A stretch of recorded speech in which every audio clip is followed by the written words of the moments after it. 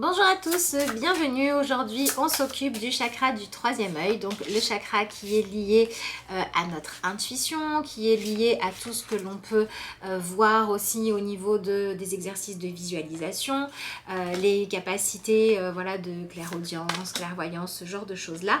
Bref, on commence à s'occuper du capteur qui nous relie à notre moi supérieur, qui nous relie à notre âme et à la sagesse universelle entre autres. Donc, je vous laisse faire votre choix parmi les cartes et puis moi je vous retrouve tout de suite.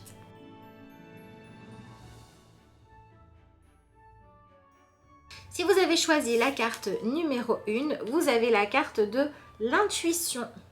Confiance, perspicacité, conscience et guidance.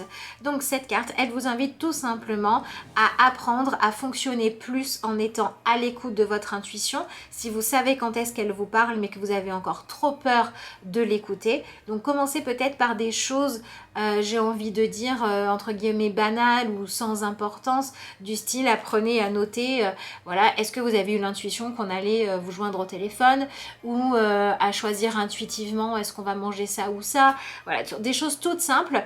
Apprenez à faire de la place à votre intuition. Et si jamais vous avez déjà fait cet exercice, ben on vous propose, afin de venir encore développer votre troisième œil, de vous donner du temps pour réussir à avoir plus confiance en vos perceptions.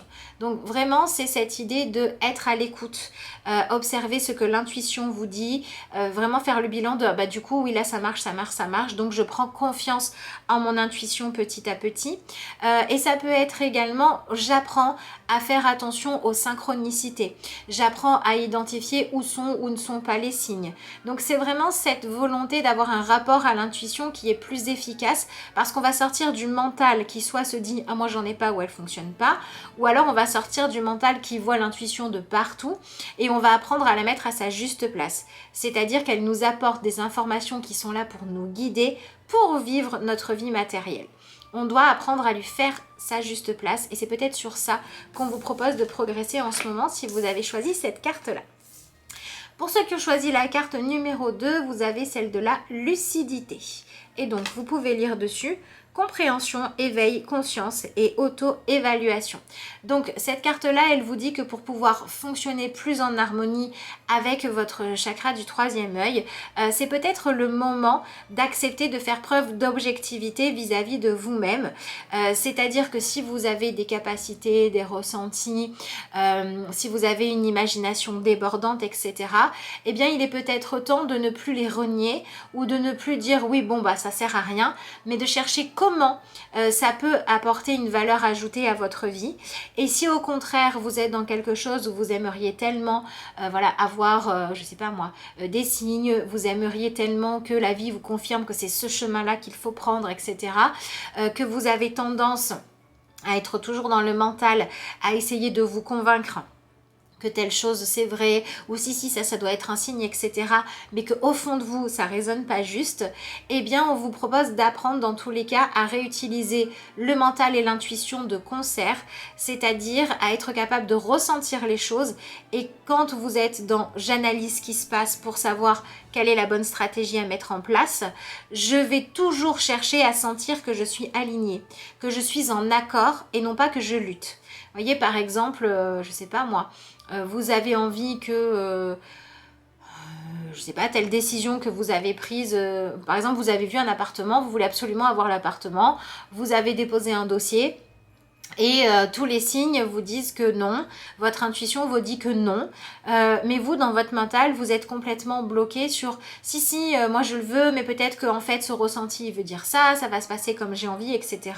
Bah là on n'utilise pas le mental et l'intuition de concert, on les utilise l'un contre l'autre et on vient manquer de lucidité, c'est-à-dire que notre intuition, au lieu qu'elle nous permette d'aller de l'avant et d'être constructif, bon, on va passer son temps à la combattre et du coup au fur et à mesure bah, elle va peut-être s'amenuire un petit peu.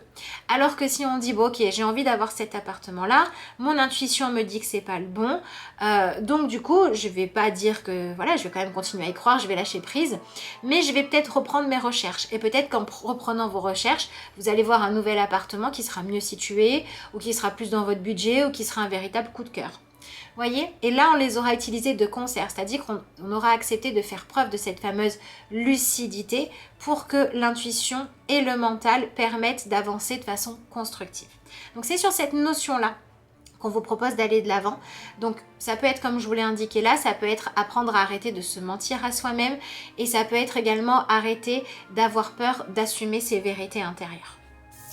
Ensuite, si vous avez choisi la carte numéro 3, vous avez la visualisation. Les mots-clés que vous voyez sont imagination, concentration, expérience et manifestation. Donc cette carte-là, pour moi, elle parle d'utiliser notre pouvoir créateur à travers le troisième œil. C'est-à-dire qu'on vous invite à tester tout ce qui va être des formes de projection, d'utiliser votre imagination pour pouvoir faire vivre en vous et ressentir des émotions positives qui vont vous motiver à vous donner les moyens d'aller de l'avant. Par exemple, vous êtes dans une situation où vous avez envie de retourner travailler parce que, je sais pas, moi, ça fait 10 ans que vous vous occupez de la maison et des enfants, ou parce que vous vous ennuyez pour je ne sais quelle raison. Et vous allez vous dire dans votre mental, je sais pas comment faire, je sais pas si j'ai vraiment envie ou pas.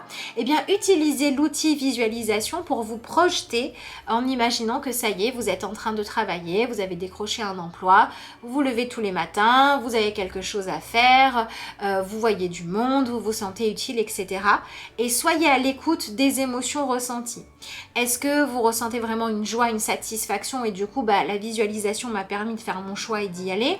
Ou est-ce que ce que vous ressentez c'est plutôt mais finalement j'ai l'impression d'étouffer quand je me visualise dans cette situation-là parce que j'ai plus de temps libre pour moi, donc je vais revoir les choses et je vais chercher un mi-temps. Donc, je vais plutôt chercher à faire partie d'une association où je peux venir quand je veux, etc. etc. Vous voyez, apprenez à utiliser l'outil de visualisation pour vous permettre d'aller communiquer en fait avec votre petite voix intérieure et pour pouvoir mieux progresser. Et si vous sentez qu'il y a des blocages, ne vous fixez pas tout de suite cet objectif, mais venez stimuler votre imagination, venez peut-être vous intéresser à des tableaux, à de la culture, à de la musique, à tout ce qui peut vous transporter.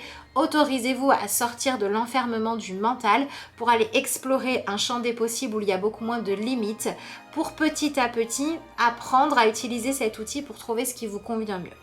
Voilà ce qu'on vous invite à tester comme exercice si vous avez choisi la troisième carte. Eh bien, on a presque fini notre voyage à travers les chakras. Donc moi, je vous dis à bientôt pour le dernier, donc le chakra couronne.